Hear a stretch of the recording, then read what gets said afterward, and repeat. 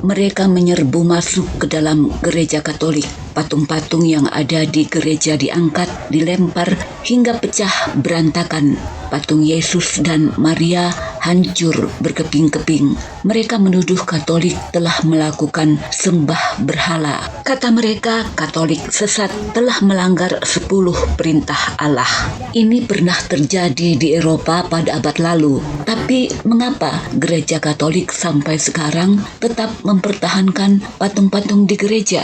Ada kisah di baliknya. Ayo kita lihat. Halo teman-teman, welcome to my channel. Ini saya berada di kota Salamanca di Spanyol.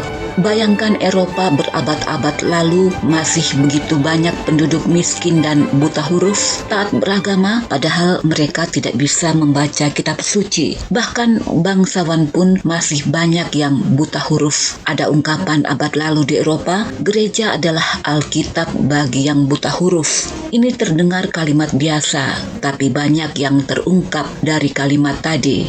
Untuk itu saya masuk ke gereja katedral, gereja Katolik di kota Salamanca ini. Kota Salamanca ditetapkan sebagai warisan dunia oleh UNESCO. Kota Salamanca pernah menjadi salah satu pusat studi hukum gereja atau hukum kanonik di Eropa, terutama pada abad 13 hingga 17. Pusat studi itu tadinya adalah tempat studi para biarawan Katolik, namun berkembang menjadi universitas untuk publik, masih beroperasi sampai sekarang, namanya Universitas Salamanca. Columbus pernah ke Universitas Salamanca ini meminta dukungan para ahli sebelum memulai ekspedisinya mencari benua baru. Ini salah satu universitas tertua di dunia, sudah pernah saya tayangkan videonya. Mayoritas universitas tertua di Eropa berakar dari gereja Katolik, dan dari universitas di Salamanca ini ada seorang imam yang kemudian secara tidak langsung ikut berperan dalam penyebaran Katolik di Indonesia. Tentang ini akan dibahas pada akhir video ini. Gereja Katedral Salamanca ini sangat besar.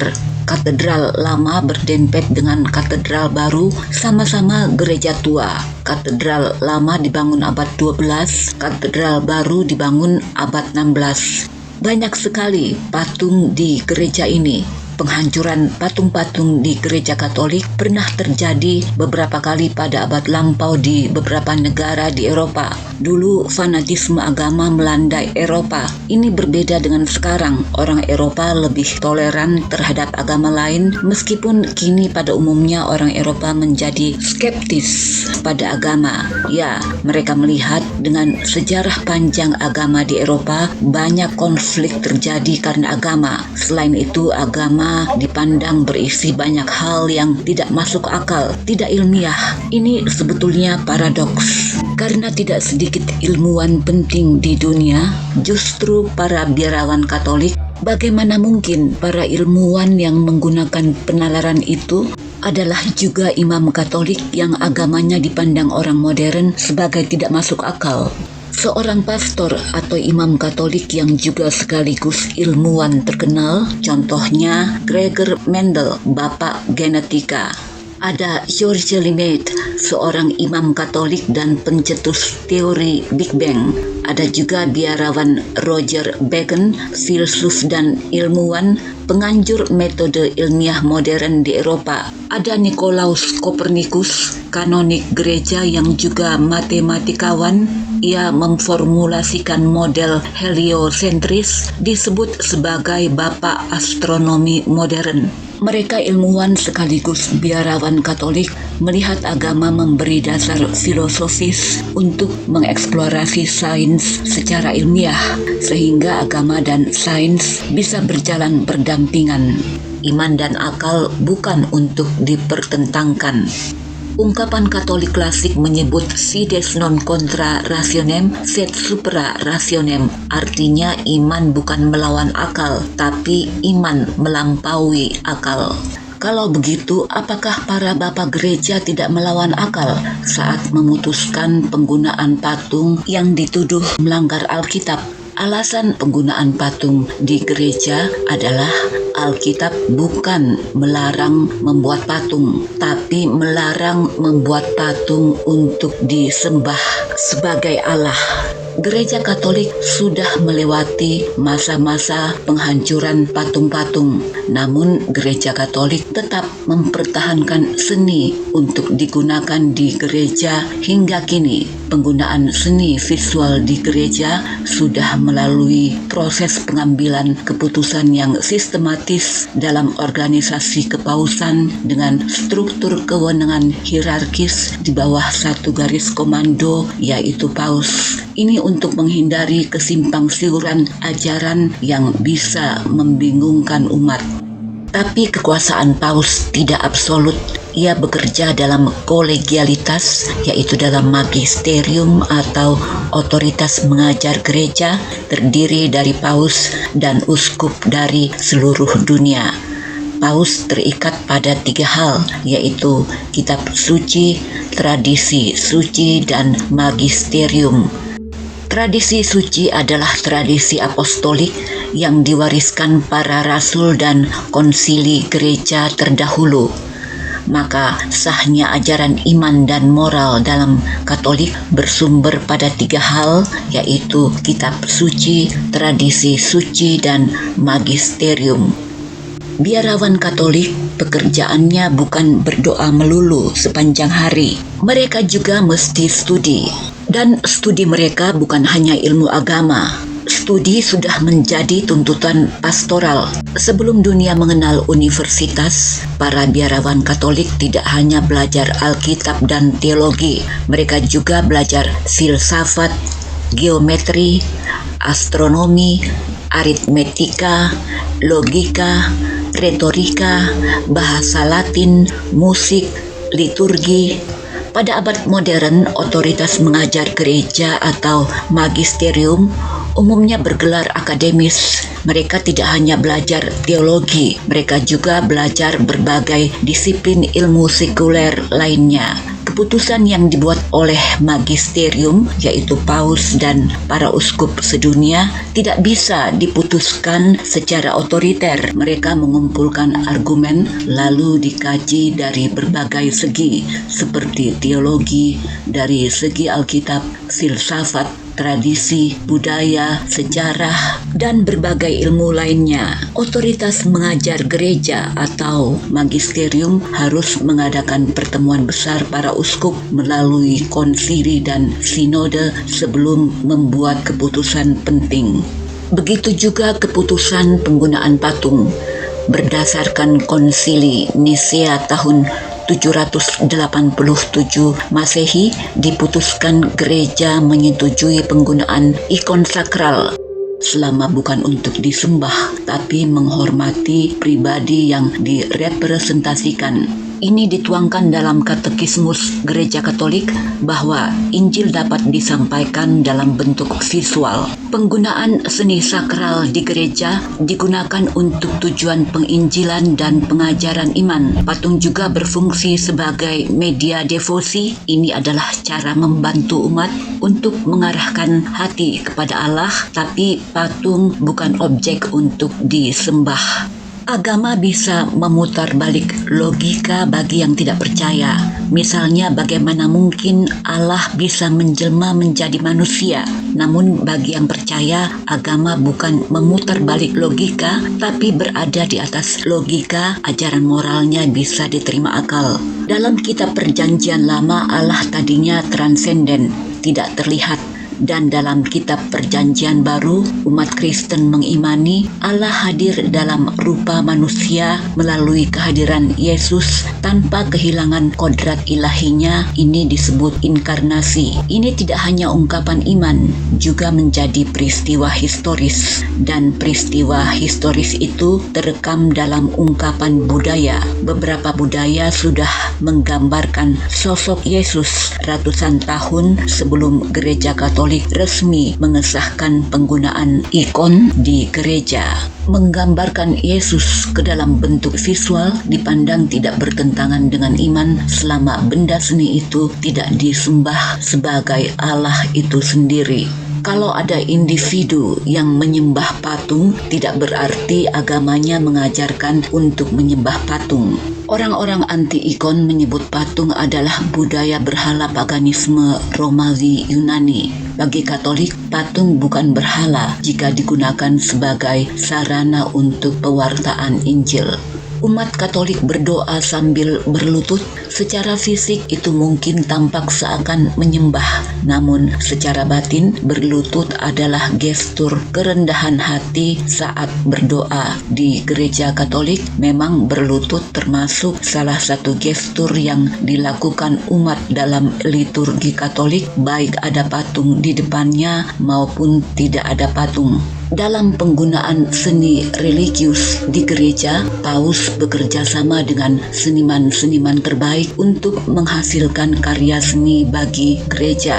Karya seni bagi gereja dipandang sebagai seni sakral karena dibuat untuk pewartaan Injil. Pada masa itu, seniman-seniman yang membuat karya untuk gereja mendapat bimbingan dari para imam tentang kisah Injil yang akan dilukiskan.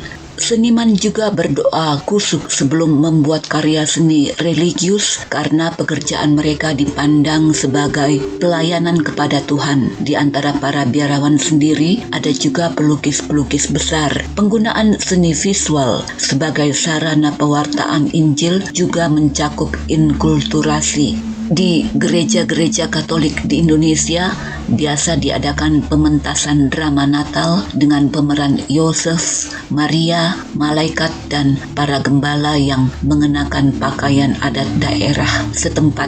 Misalnya Maria mengenakan kebaya, Yosef mengenakan beskap dan blangkon. Ada juga lukisan Maria yang mengenakan kebaya dilukis oleh pelukis terkenal Basuki Abdullah. Di Flores, Bunda Maria disebut dengan bahasa setempat yaitu Tuan Ma. Ini bukan sesuatu yang nyeleneh. Ini adalah inkulturasi dan ini dibolehkan dalam Katolik. Inkulturasi di sini adalah iman Katolik diungkapkan melalui budaya lokal. Inkulturasi berbeda dengan sinkretisme. Sinkretisme dilarang dalam Katolik karena sinkretisme mencampur ajaran Katolik dengan unsur kepercayaan lain sehingga berpotensi mengaburkan inti pewartaan Injil. Tapi Katolik bisa menerima inkulturasi. Menurut Paus Yohanes Paulus II, inkulturasi adalah perwujudan iman Kristen dalam budaya lokal. Nah, kembali kepada kalimat gereja adalah Alkitab bagi mereka yang tidak bisa membaca.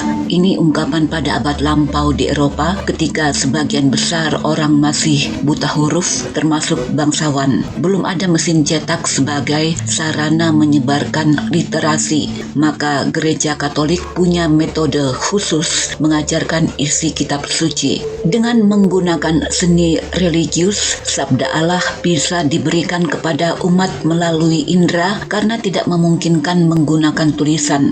Sebelum sekolah formal berkembang, gereja bukan hanya tempat ibadah, tapi juga berfungsi sebagai pelestari kebudayaan, pelopor pendidikan dan pengetahuan. Lukisan di dinding gereja menampilkan kisah dalam kitab Perjanjian Lama dan Baru. Patung Maria dan para orang kudus mengajarkan keteladanan hidup. Arsitektur gereja dibuat sedemikian rupa memberi suasana damai dan surgawi sehingga umat bisa berdoa dan berkontemplasi dengan kusuk. Pendidikan pada umat yang buta huruf diberikan bukan hanya melalui seni visual, tapi juga melalui bunyi, gerakan, dan pengalaman liturgis. Dalam ibadah liturgi, umat mendengarkan pembacaan kitab suci. Melalui nyanyian dan doa, umat mendengarkan mazmur dan ayat-ayat Alkitab. Ketika umat tidak lagi buta huruf, dalam masyarakat multikultur, seni visual berfungsi sebagai bahasa universal. Pada abad lampau, gereja Katolik berkembang tidak hanya sebagai tempat ibadah, tapi juga sebagai pusat pendidikan, ilmu pengetahuan, dan budaya di Eropa. Dalam perkembangannya, pendidikan tinggi kemudian lahir dari gereja-gereja katedral dan biara. Karena itu mayoritas universitas tertua di Eropa berakar dari gereja Katolik. Itu sebabnya di universitas-universitas tua di Eropa selalu ada gereja Katolik, yaitu kapel atau gereja kecil. Nah, ini gereja kecil di Universitas Salamanca. Gereja Katolik adalah inisiator awal berdirinya banyak universitas di Eropa. Dengan berkembangnya ilmu pengetahuan, gereja membuka fakultas-fakultas untuk berbagai bidang keilmuan, juga ilmu sekuler. Oleh karena itu, gereja Katolik disebut sebagai pelopor pendidikan modern di Eropa, bahkan juga punya pengaruh dalam politik. Banyak raja-raja di Eropa yang dimahkotai atas restu paus, sehingga para sejarawan baik yang sekuler maupun religius sepakat bahwa gereja Katolik memiliki pengaruh yang sangat besar dalam membentuk peradaban Eropa, terutama dari abad pertengahan hingga zaman modern awal. Salah satu universitas tertua di dunia ada di kota Salamanca ini. Tadinya yang kuliah di Universitas Salamanca ini hanya para biarawan. Para biarawan itu menyusun konsep yang kemudian menjadi cikal bakal lahirnya konsep hukum internasional modern. Mereka juga menyusun konsep hukum kodrat yang mendasari lahirnya hukum hak asasi manusia. Para biarawan itu juga mengkritik raja tentang penjajahan, bahwa itu secara moral adalah tidak sah. Selain menjadi ilmuwan, tidak sedikit dari biarawan itu yang kemudian menjadi uskup dan teolog Vatikan. Sejumlah biarawan dari Universitas Salamanca ini juga menjadi misionaris yang menyebarkan Katolik di berbagai wilayah di dunia.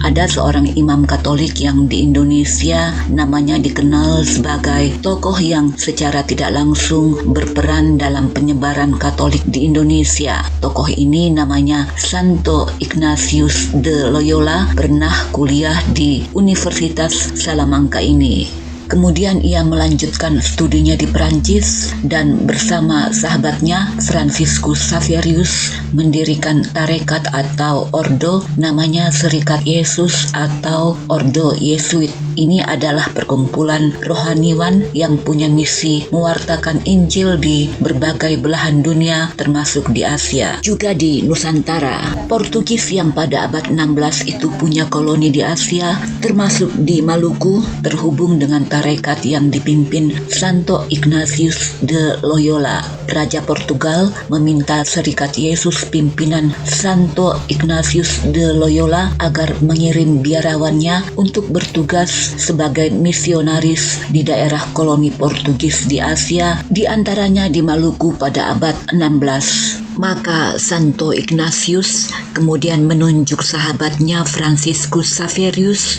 untuk bertugas sebagai misionaris Katolik di Asia, di antaranya di Maluku. Sebetulnya Franciscus Xaverius seperti juga Santo Ignatius de Loyola sama-sama berasal dari Spanyol. Tapi oleh karena Franciscus Xaverius direkrut oleh Portugis, maka di Indonesia ia sering disebut sebagai orang Portugis. Terima kasih sudah nonton video ini. Sampai jumpa di video selanjutnya.